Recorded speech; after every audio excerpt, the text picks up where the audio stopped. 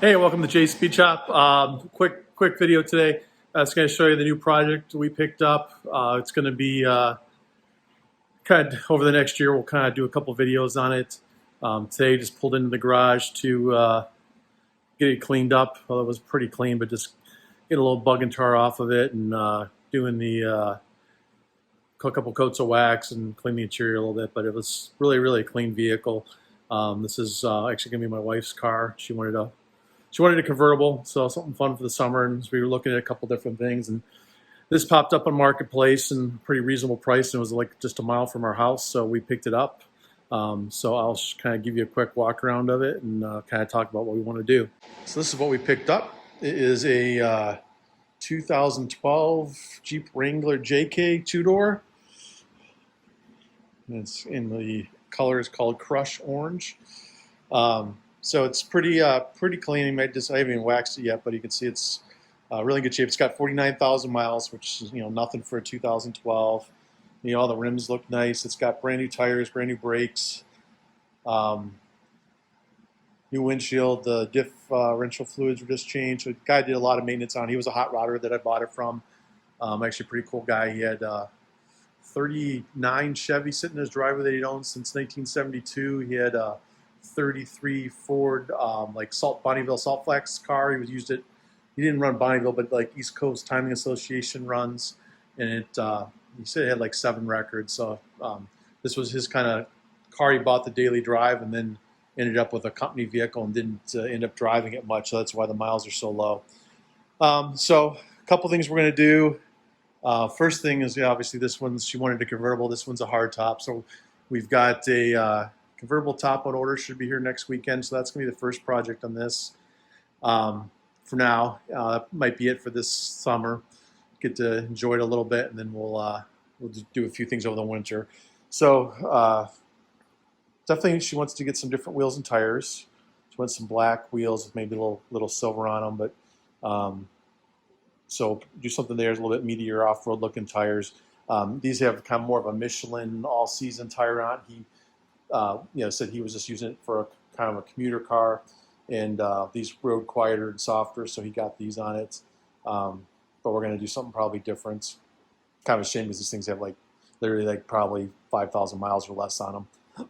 But and then we'll maybe do a different front bumper. Maybe I don't know what else. Possibly different fenders. Maybe a 2-inch lift. Definitely probably wheels and tires and a lift would be the next thing. And then kind of go from there, kind of decide what she wants to do with it. Kind of keep it pretty drivable, though. And nothing real huge, just like a 2-inch lift, maybe like a 33-inch tire, which I believe these are like 32 or 31 and a half. So not going to make a huge difference, but something a little bit wider with a little more aggressive tread. But overall, really nice vehicle. I mean, I haven't even touched the interior. You can see it's pretty clean.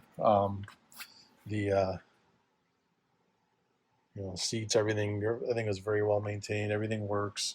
So we're going to, probably the first upgrade, or probably second upgrade after the top, will be new speakers. It just has the bass. This is just a bass sport.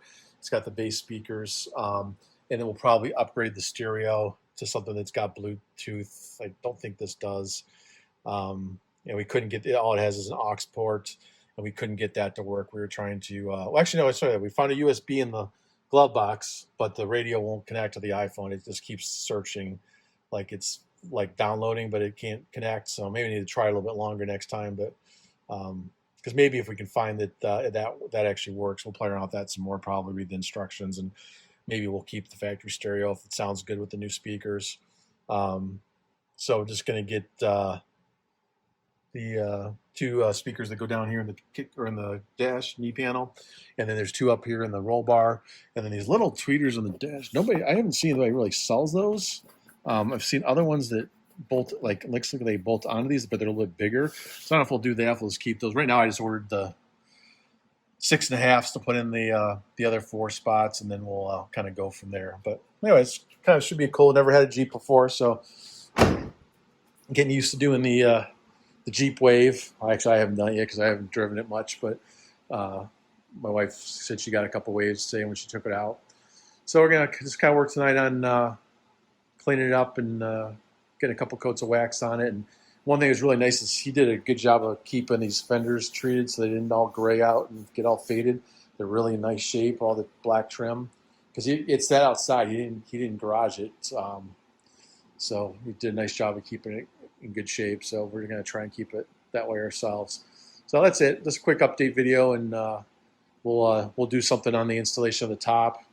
We got a best top. I think it's called like Super Glide or something like that. So it's a soft top with it's got the Sunrider feature, so you can flip the front open and run with it like that. Or it doesn't have any zippers. That's what's unique about that one.